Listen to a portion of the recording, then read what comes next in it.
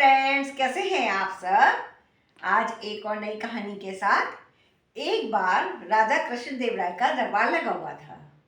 तो उसमें बहुत सारे दरबारी मंत्री सभी बैठे हुए थे और उन्हीं में तेनालीराम भी था। तो एक बार कोई बाहर से आया व्यक्ति, उसने कहा कि मैं कुछ क्वेश्चन पूछना चाहता हूँ, मुझे उसका उत्तर अभी तक कोई ठीक से दे नहीं पाया है।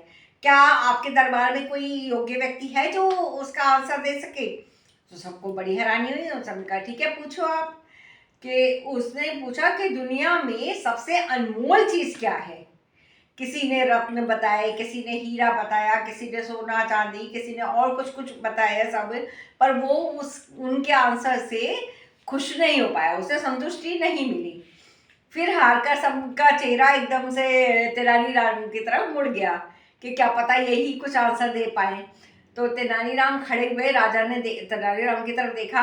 तो तेनालीराम ने कहा कि इसका उत्तर मैं एकदम तुरंत नहीं दे पाऊंगा, मुझे इनको कुछ अनुभव करवाना पड़ेगा।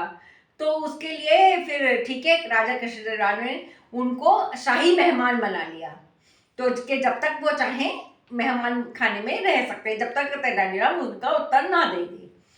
तो वो आराम से रहते, उन्हें खूब बढ़िया से बढ़िया बिस्तर, बढ़िया से बढ़िया भोजन, सब चीज़ें जैसे ही वो कुछ भी कहते थे तुरंत पूरा हो जाता था।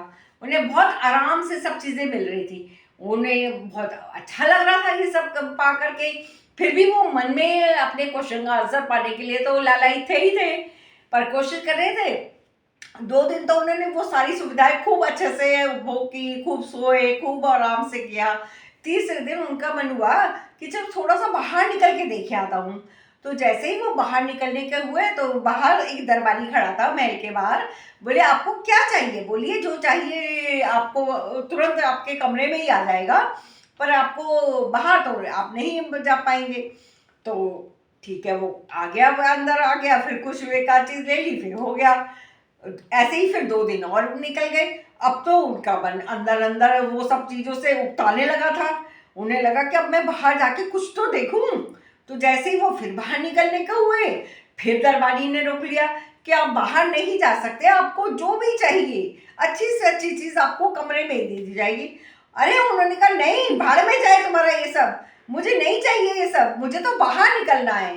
तभी तेनालीराम मुस्कुराता हुआ आया और उसने कहा शायद आपको अपना आंसर मिल गया होगा। वो उन्होंने कहा देखो, असली सबसे अनमोल चीज है स्वतंत्रता।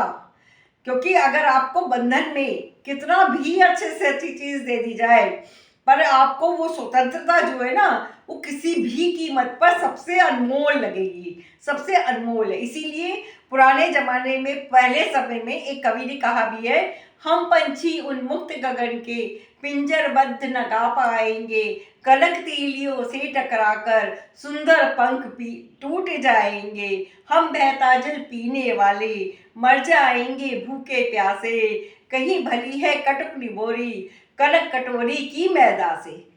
धन्यवाद, बाय। अगर हो सके तो लाइक सब्सक्राइब कीजिए। Bye, take care.